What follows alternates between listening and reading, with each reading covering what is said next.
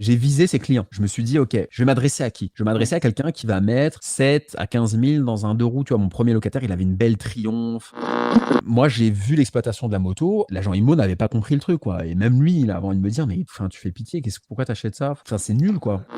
C'est un boulot hyper ingrat, quoi, hyper dur. C'est là où j'ai développé ma combativité et j'ai perdu ma timidité, quoi. Le côté arracheur, il vient de là.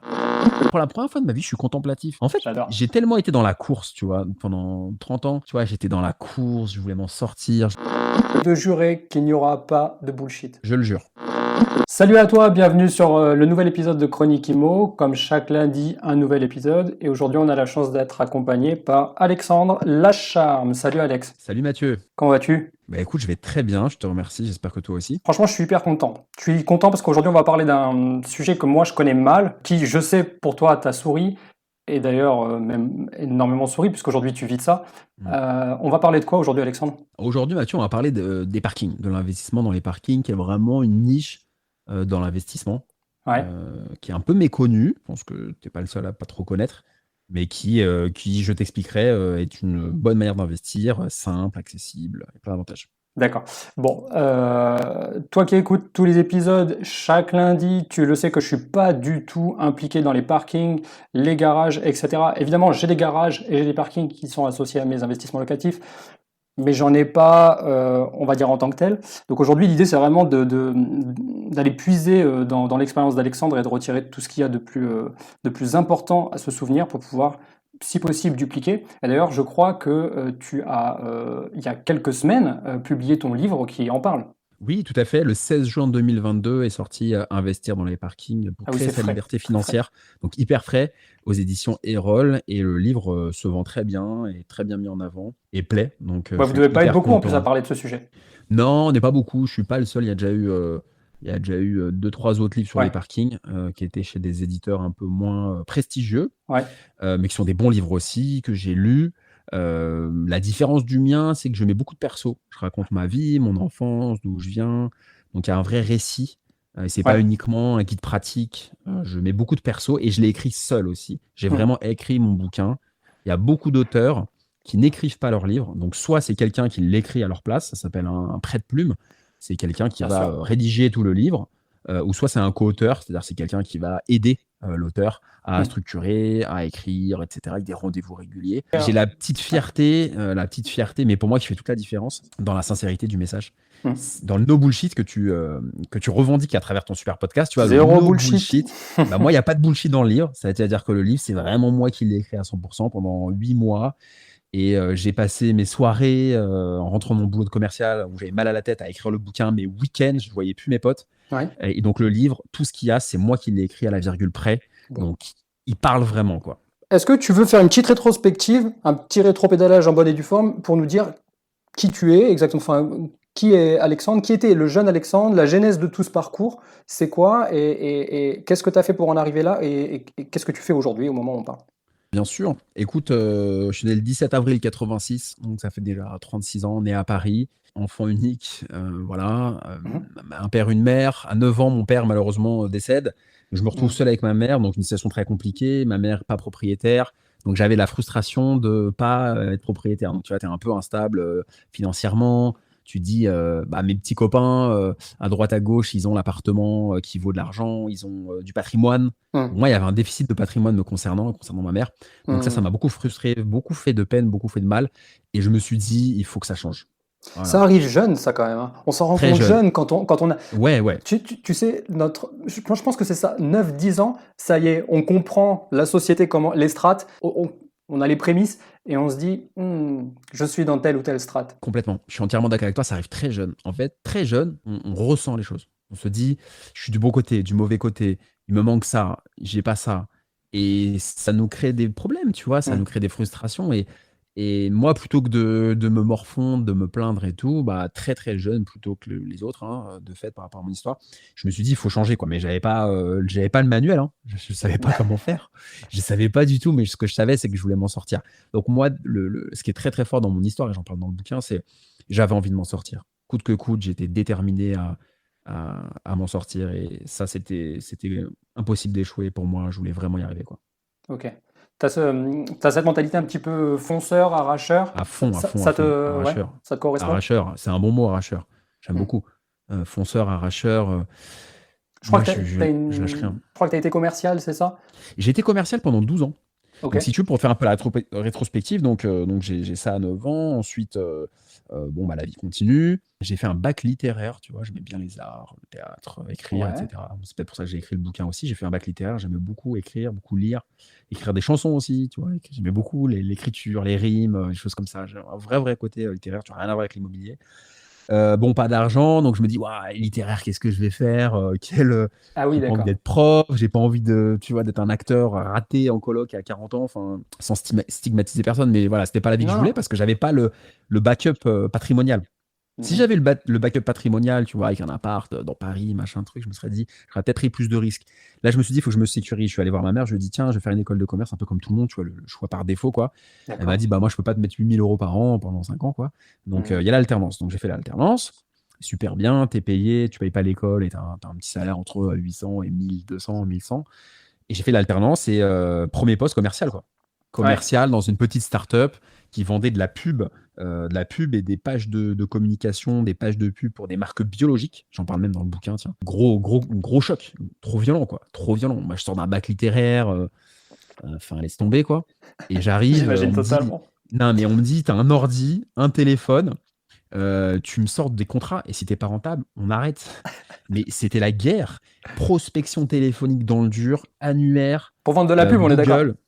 Je vendais de la pub pour le bio en 2011. Le bio en 2011, c'était pas ce que c'est en 2022. Oh Et là, c'était la guerre, quoi. C'était d'une violence inouïe. Mais en fait, j'ai kiffé.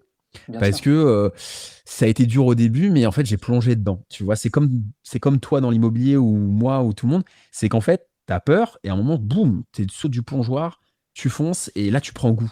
Tu prends Mhm. goût, tu dis, ah ouais, putain, là, je comprends un petit peu mieux, tu t'accroches à un truc. Et bah, je me suis pris des portes, quoi, tu vois, au téléphone. Ah, là, je suis pas intéressé, boum, ça raccroche au nez dès Mhm. le matin.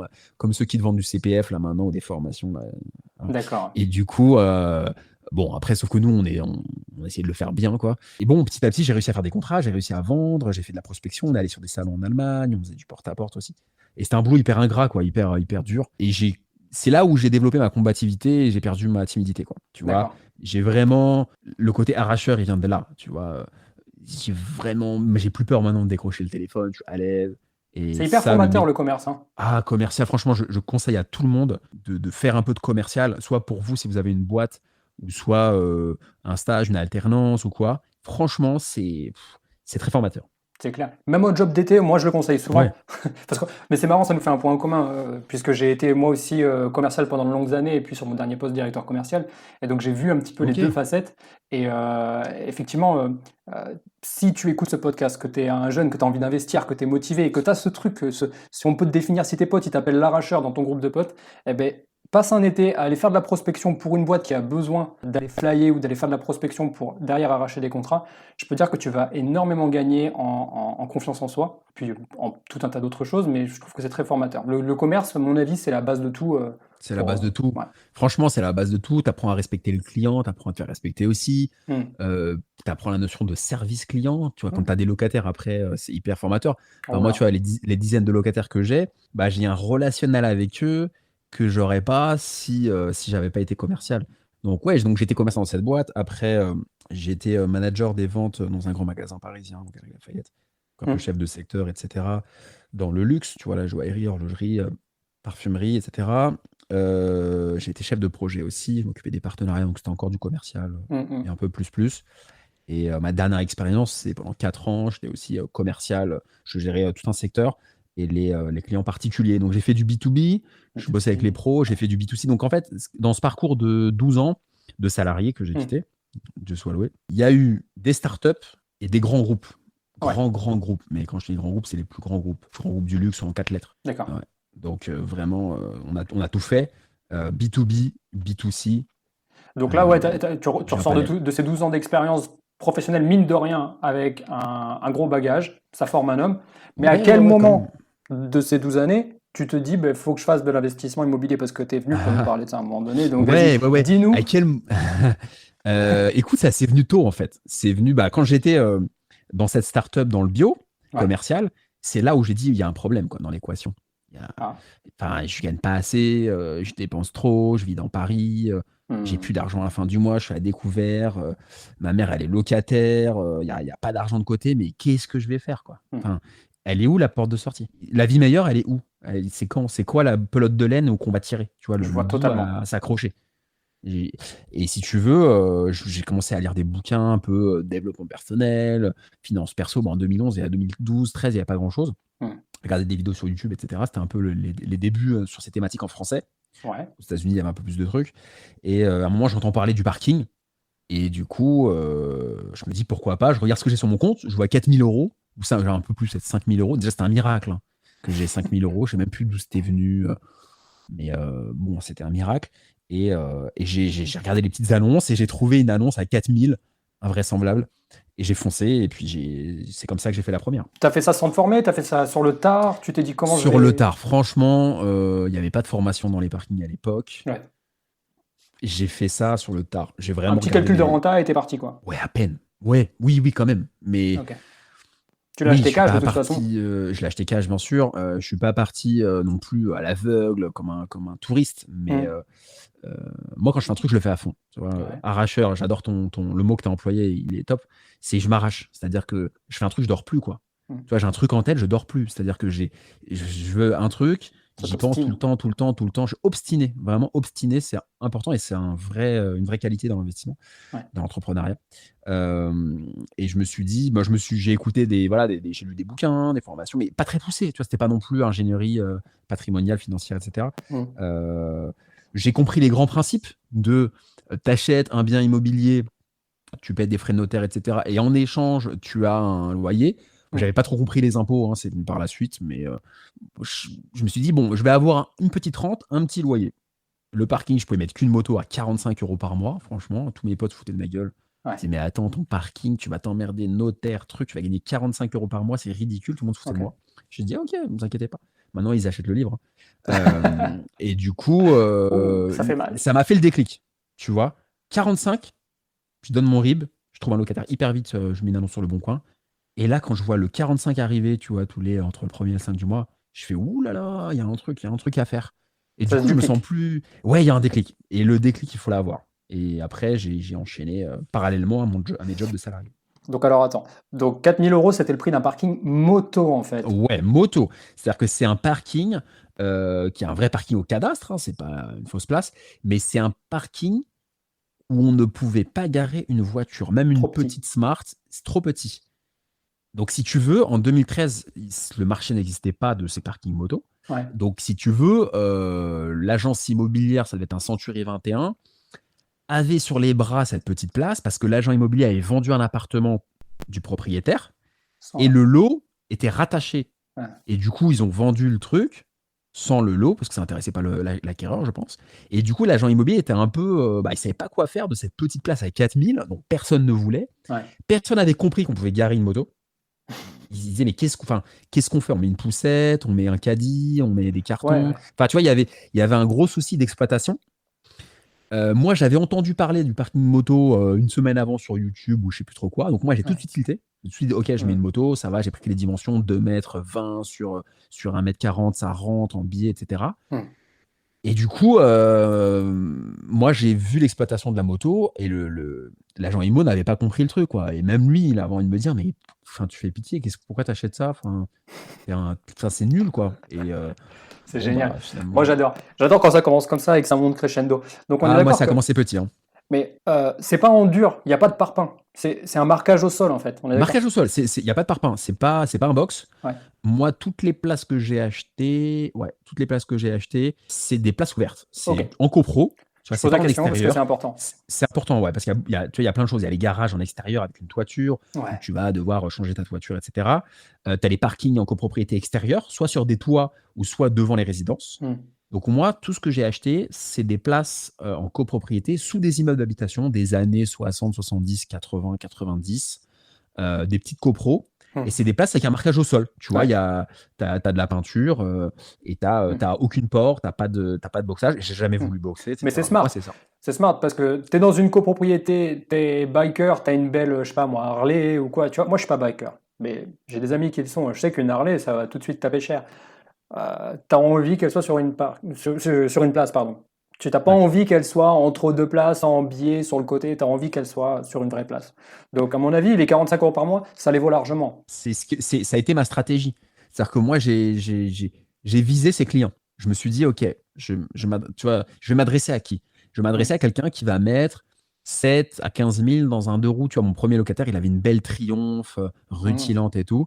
Donc moi, j'ai tout de suite, ça c'est un conseil qu'on peut donner, c'est quand vous investissez dans l'immobilier, qui est votre client? Vous visez quel client? Donc en Mm. fonction de qui tu vises, tu vas pouvoir acheter le bien adéquat.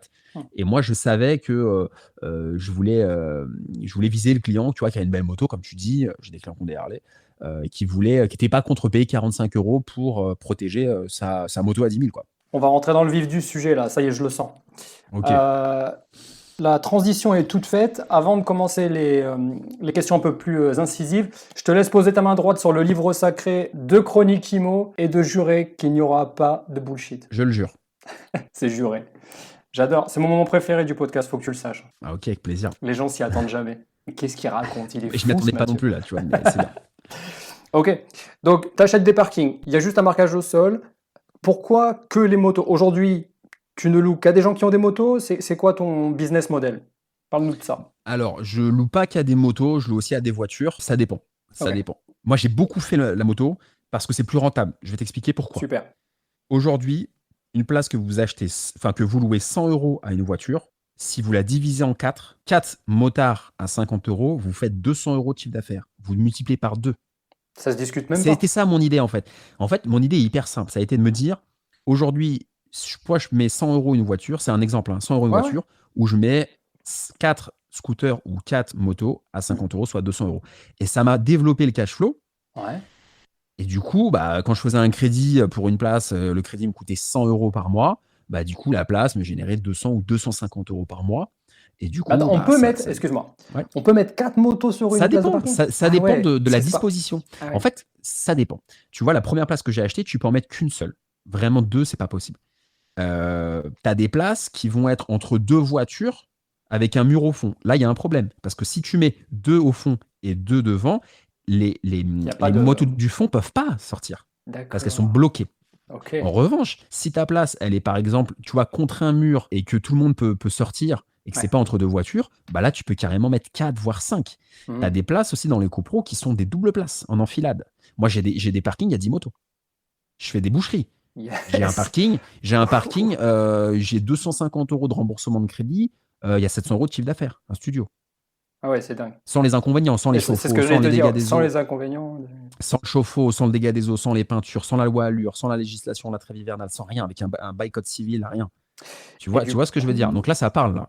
Tu ah vois, ben, ça parle là, on comprend. énormément. Voilà. Donc moi, si tu veux, ma stratégie, ça a été de me dire, achète le moins cher possible, des places atypiques, Mhm. un peu hors marché de côtés, Mhm. et tu fais une utilisation judicieuse, souvent avec des deux roues. Après, il y a aussi des voitures. Mais si tu veux, j'ai tiré profit, c'est pour ça que j'ai développé assez vite et assez fort, c'est que j'ai tiré profit des places sous-cotées Que personne ne veut. que personne ne veut. Les Voilà, verrues. concrètement. En gros, Les la verrue, verrues, c'est pour toi. les moches, les places moches, triangulaires. J'ai même un jour acheté une place, elle était inondée à 50%. Je vais dire la vérité, hein, Mais j'en ai non. parlé dans aucun podcast. J'ai acheté une place dans Paris, quatrième sous-sol sous la nappe phréatique. Yes. Sous la nappe phréatique. Et la place, elle était inondée. Elle est toujours d'ailleurs inondée un petit peu, tu vois, 2-3 cm à la moitié. Mhm. Je l'ai acheté du coup 3 fois moins cher que le prix. Ouais. J'ai plus de En 15% fait, de rente à il mettre. y a une sorte de pente et la moitié, c'est toujours En inondé. fait, ils ont creusé tellement profond au quatrième sous-sol dans ce coin-là que si tu veux, il y a une espèce d'inondation 10 mois sur 12 qui n'est pas gravissime. Mais parfois, mes locataires, quand il y a une rotation, il y en a très peu, heureusement, me disent bah voilà, tiens, il y a un petit peu d'eau, est-ce que c'est grave? Non, non, c'est pas grave, tu vois, ça va pas, il va pas y Ouais. avoir une inondation plus forte. Mais ça m'a permis de l'acheter que dalle. Mhm. Je l'ai acheté, je l'ai négocié à 11 000 net vendeur, alors que dans la résidence, c'est 50 000, tu vois, dans un quartier hyper prestigieux, dans le 6e à Paris. Et du coup, Mhm. en coloc, c'est l'éclate. Incroyable. Du coup, j'imagine que le fait de prendre une place de parking et la diviser, c'est un petit peu comme ce que je peux faire sur les grands appartements ou sur les grandes maisons qu'on divise en différents appartements. Ça permet de diluer le risque. Et donc, du coup, si tu vas chercher de l'emprunt derrière, le banquier, il aime le fait que tu aies dilué ton risque. Tu n'as pas qu'un seul locataire, tu as plusieurs locataires. Complètement. C'est très vrai ce que tu dis. Il y a une dilution du risque. C'est qu'aujourd'hui, si tu as 50 locataires de roues, par exemple, tu en as un qui paye pas, bah, c'est 50 euros en moins, quoi. C'est pas 500 euros. Ouais. Donc tu dilues le risque et quand il y a un petit mauvais payeur, bah, ça ne change pas la donne, ça te met pas en péril. Hmm.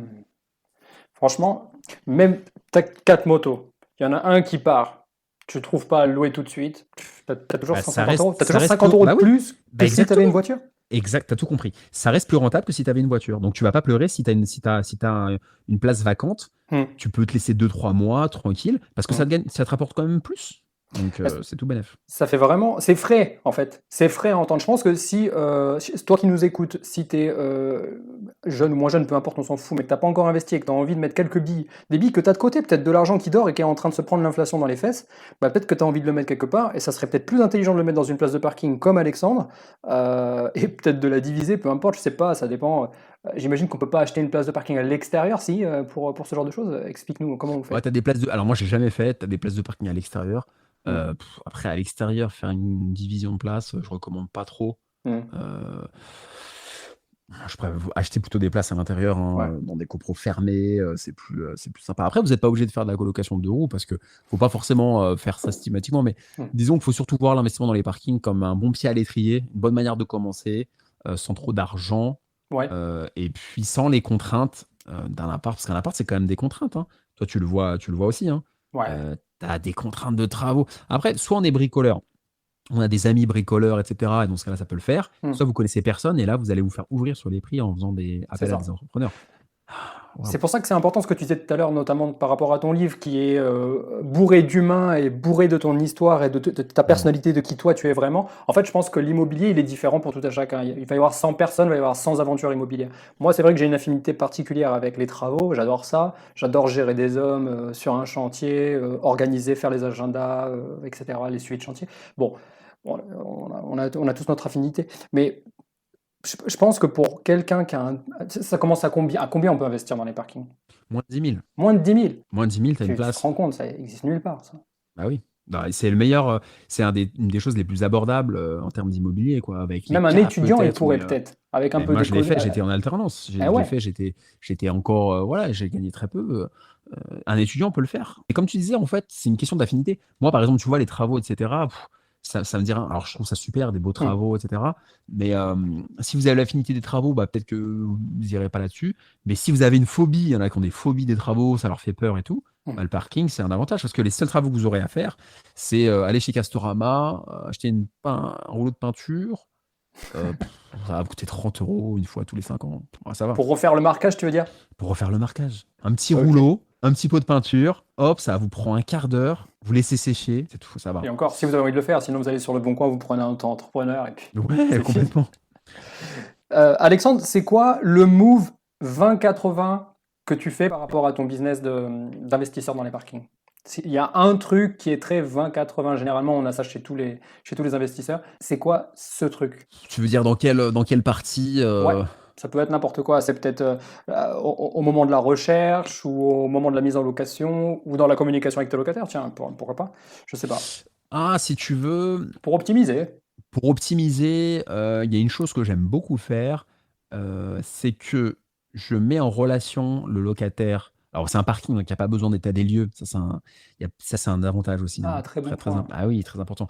Donc, moi, vu qu'il n'y a pas besoin d'état des lieux, tu vois, pour checker si c'est un meublé, s'il y a bien le nom de cuillère, d'assiette ou quoi. Quand j'ai un locataire qui s'en va, je le mets en relation avec le locataire sortant. En fait, je mets une liste d'attente en place. Mais non. Je laisse les annonces. Donc, je mets Ouais, une mais liste d'attente. Paris. Donc, je prends une liste d'attente. Tu peux le faire dans d'autres grandes villes Dans aussi. d'autres grandes villes, il y a. Ouais. Ouais, dans d'autres grandes villes, bien sûr, il y a beaucoup de demandes dans plein de villes. Ok. Tu mets une liste d'attente, même si tu as 2, 3 personnes, c'est pas grave. Si tu n'as pas de liste d'attente, bah, tu republies l'annonce, c'est pas très grave. Ouais. Et en gros, quand tu as le mois de préavis, moi j'ai un mois de préavis sur mes baux. Quand Hmm. j'ai un mois de préavis, je me dépêche de trouver un locataire dans ce mois. Et quand j'ai trouvé le locataire, Hmm. je dis au locataire sortant qui part, Hmm. bah, mettez-vous en relation, remettez la clé au nouveau locataire. Du coup, le nouveau locataire va sur place dans le parking, voit la place, il lui montre, si tu me demandes gentiment, ça se fait à 90%, il montre la place, il leur met le bip, et moi, en amont, j'ai envoyé par mail le bail de location, mon RIB, et j'ai même pas besoin de me déplacer. Tu prends une caution? Souvent, je fais ça. Je prends une caution, Ok. 50 euros. Ok. Je te pose la question parce que j'ai une partie de mes investissements est centrée sur les box de stockage et Mm. c'est très similaire, sauf que bon, bah, il y a des murs, une porte, des clés, etc. Et je demande toujours une caution, même s'il n'y a rien à cautionner, on va dire, c'est juste pour le, le double de clés et le mois de préavis. Voilà. Moi, la caution, c'est le BIP. Le BIP, en général, vaut moins cher, vaut une trentaine d'euros. Ouais. 35, 40, 40 parfois, se gavent un peu les compros, les syndics prennent un peu de marge, je pense.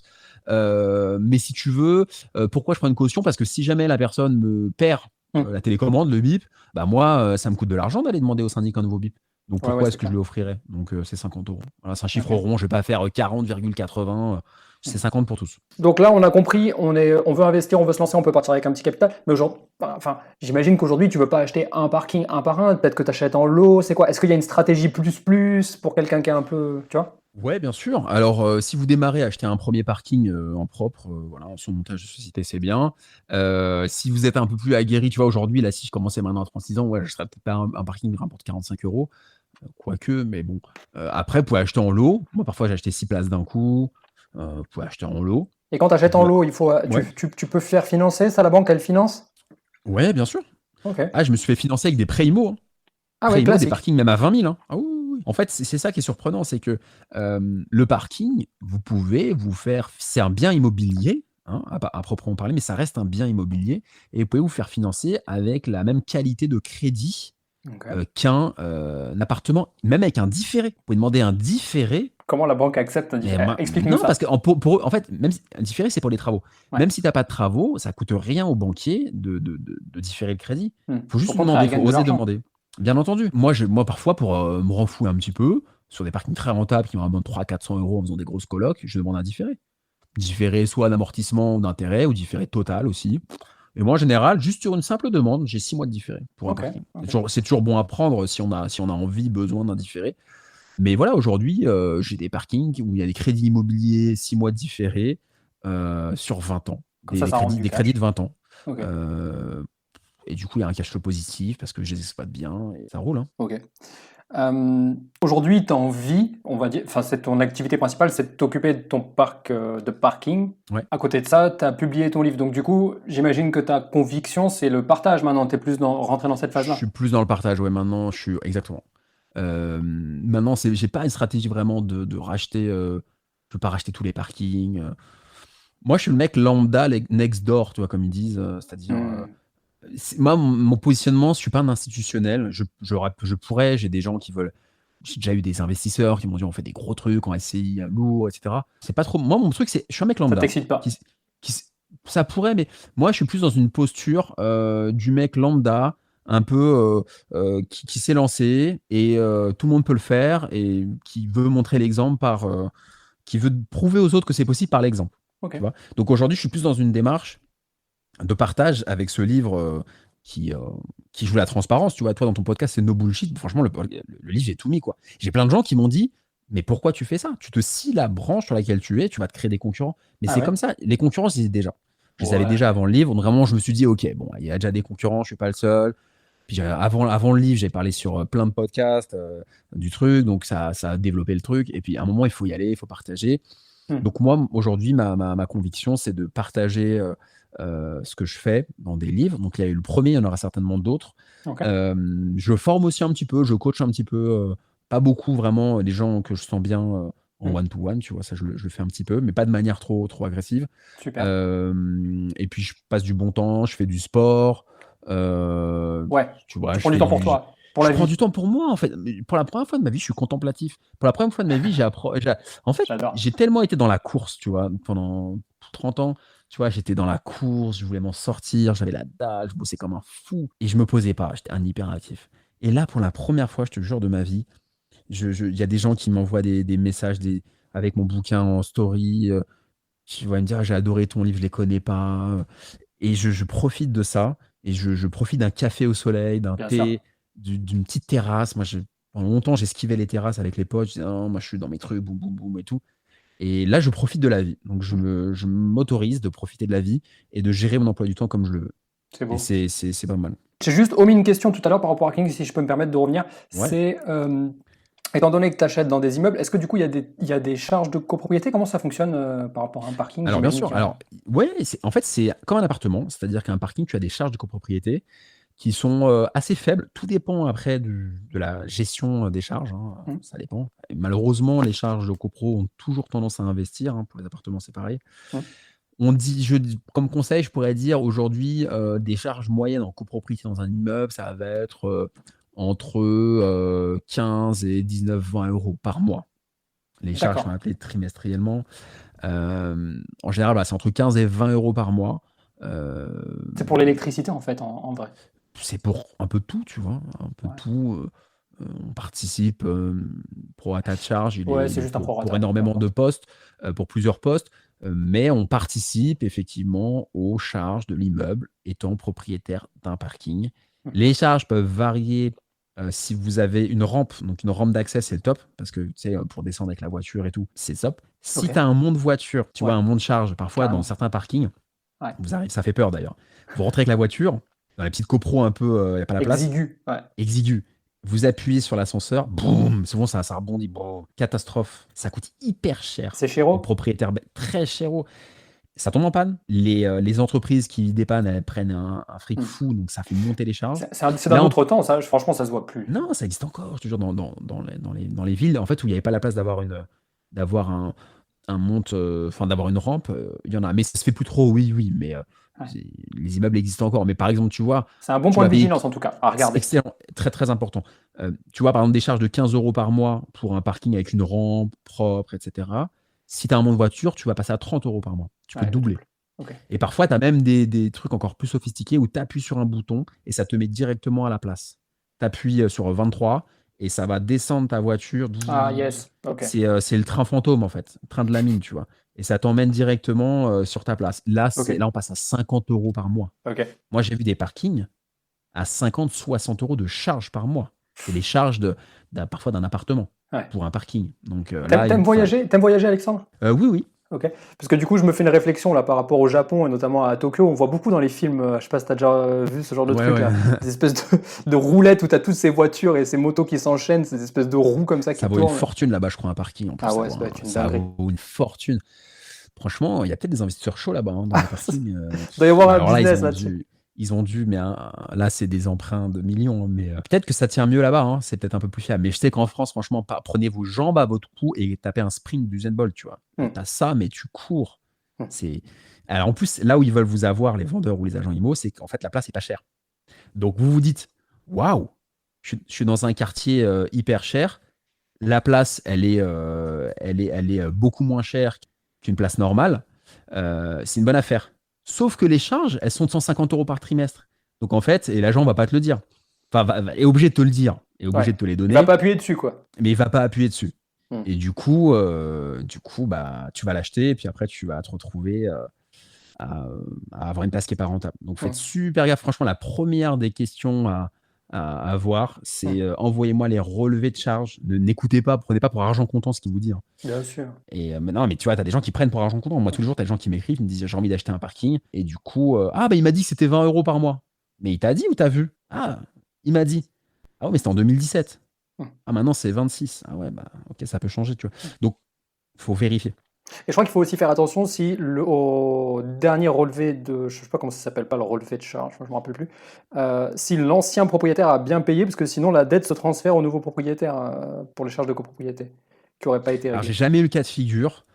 En général, L'état daté, ça y est, ça me revient, le- l'état daté ça s'appelle. alors l'état daté, il est facturé à la personne qui vend le parking. Mmh. Pré-état daté et état daté, c'est facturé au vendeur. Mmh. Donc, c'est-à-dire, d'ailleurs, ça a été réduit parce qu'à un moment, c'était horrible. Je crois qu'il y a une loi qui est passée. Maintenant, c'est 300 et quelques. Avant, ça pouvait être 500. Ouais. Euh, C'est le syndic qui l'état le facture en fait, effectivement. l'état daté, ouais, effectivement, c'est le syndic qui va facturer au vendeur. Ouais. Donc ça coûte très cher, hein, c'est toujours la douche froide, mais c'est facturé au vendeur. En général, le notaire va faire en sorte que ce soit cleané, en fait, qu'il n'y ait pas de Ouais. dette, etc.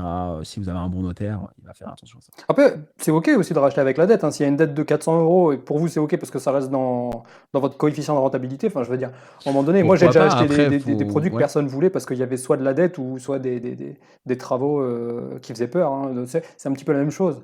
En fait, c'est la même chose, c'est-à-dire que les bonnes affaires, c'est quand c'est compliqué. C'est quand c'est foireux. C'est les bonnes, Je crois je qu'on suis a le nom d'accord avec on a toi. le nom de l'épisode. Les bonnes affaires, c'est quand c'est compliqué. Mais c'est les bonnes affaires, c'est quand c'est compliqué. C'est un très bon titre d'épisode. Les bonnes affaires, c'est quand c'est compliqué.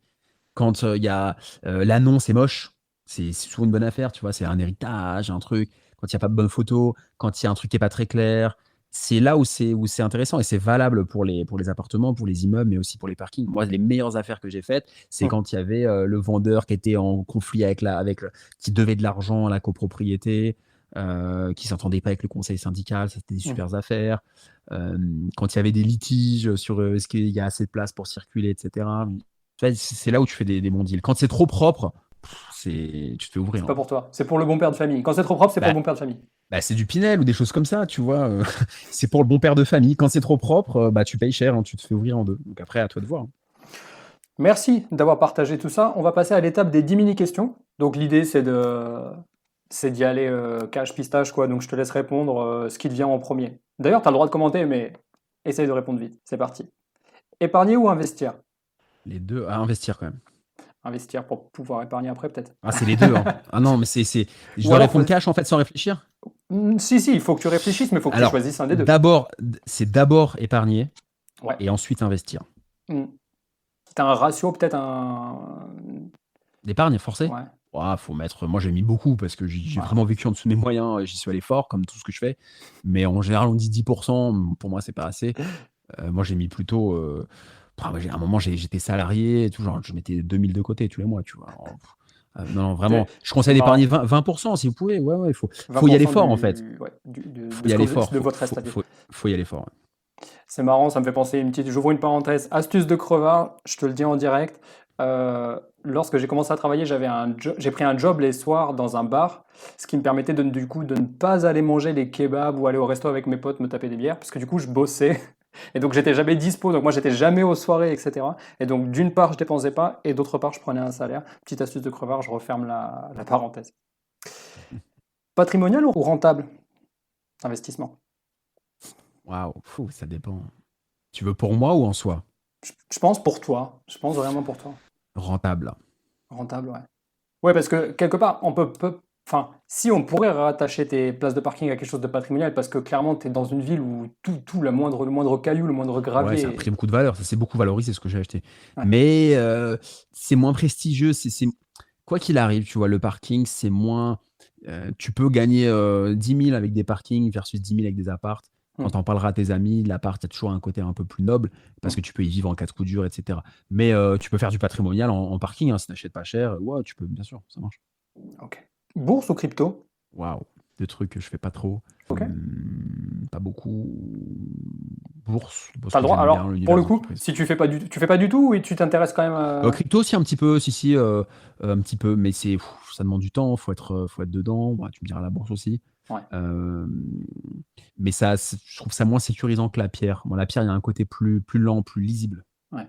qui me plaît bien, quoi. Puis peut-être ouais, peut-être plus combatif par rapport à la conjoncture. Ah ouais, Ça se lise dans le on temps. s'arrache, on s'arrache. Donc du coup, bourse ou crypto, tu m'as dit crypto? Je te dirais crypto pour le jeu, pour la sensation, pour l'adrénaline, hein. Ok. Alors du coup, je sais pas si ça va.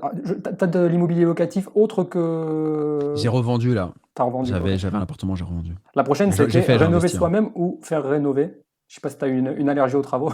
Alors moi, j'ai fait rénover. Je l'ai pas fait moi-même Ok, parce que ça me prenait du temps, j'avais pas le temps de le faire. ok. Et je préférais payer quelqu'un pour consacrer mon temps à faire autre chose. Yes, très Après, c'est ma 20-80 ça. vision, tu vois. Voilà. Yes. Se lancer en direct ou se former avant? Ah là là, c'est bien de se former, mais je pense que c'est en forgeant qu'on devient forgeron. C'est Hmm. en faisant, c'est avec l'expérience qu'on apprend. Et je pense que ça sert à rien de se former toute la journée, sans cesse, et on passera jamais à l'action. Ce Hmm. qui compte, c'est de faire le premier pas. Donc se former, c'est bien, mais ne vous retranchez pas, ne vous cherchez pas des excuses pour ne rien faire, à se former, se former, se former, et vouloir devenir des techniciens et des experts. Ça, j'en parle dans le bouquin. Il y a un syndrome, c'est le syndrome du technicien. C'est mieux que toi, il est meilleur que toi dans tout, dans l'immobilier, la fiscalité, les travaux, le DPE, les machins, mais il a rien fait par contre. Donc, vaut mieux faire, et si possible tout de suite, pas Hmm. le 1er janvier ou le 2, tu vois. Ah ouais, t'as raison. Bon, c'est marrant, on a aussi ça chez les commerciaux. T'as le commercial qui est trop technique, qui connaît tout, le moindre truc sur le bout des doigts. Et du coup, le client, enfin le prospect, ne devient jamais client parce il est gavé. C'est trop technique, c'est compliqué.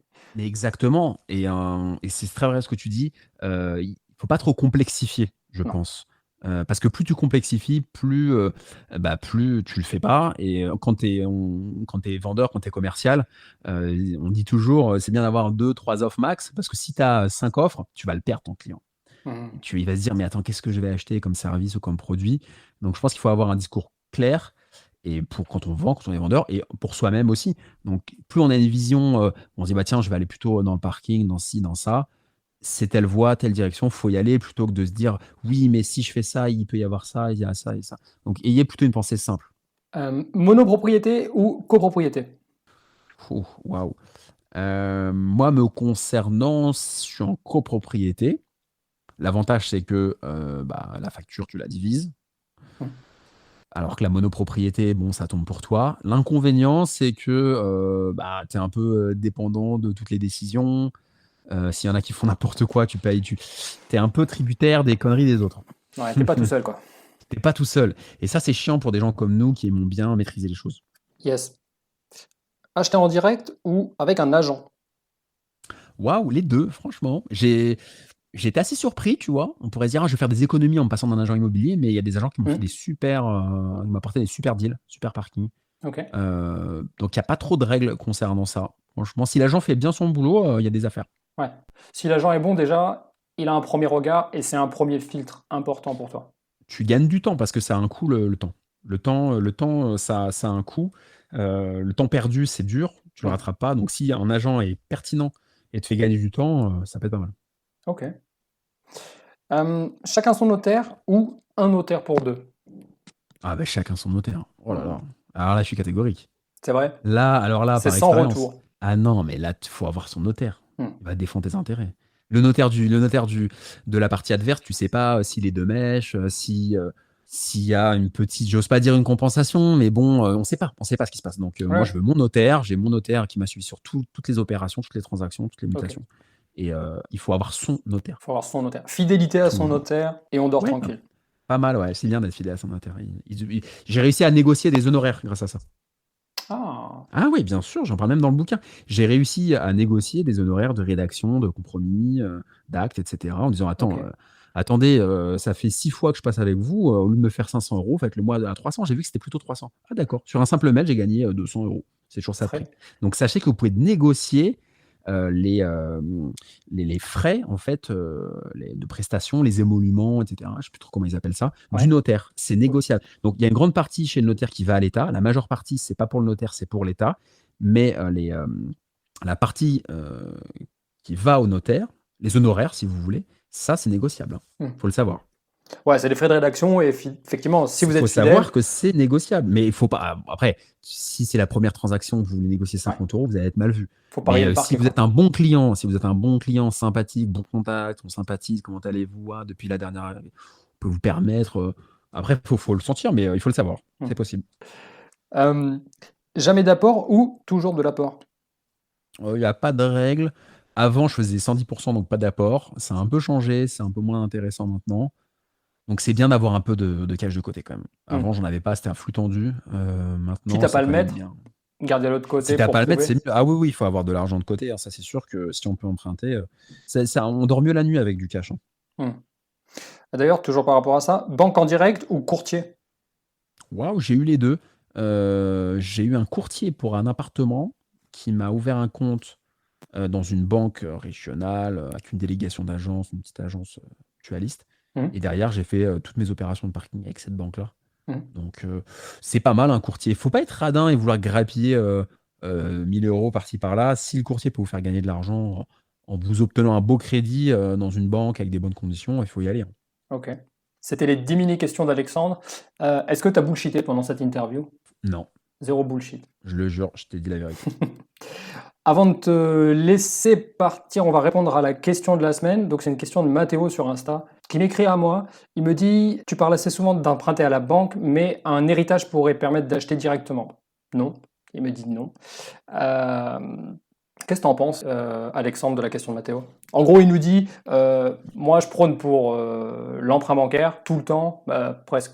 Enfin, pour moi, la question se pose pas. Mais visiblement, il a un héritage, un petit Mathéo, là. Il veut acheter quoi, Mathéo? On sait pas. On sait pas. Alors vraiment, c'est une question croyez. Euh, Est-ce que ça va. Bah, après, moi, j'ai pas eu ce cas de figure, mais est-ce que ça va vraiment le motiver? Faut avoir la dalle pour investir.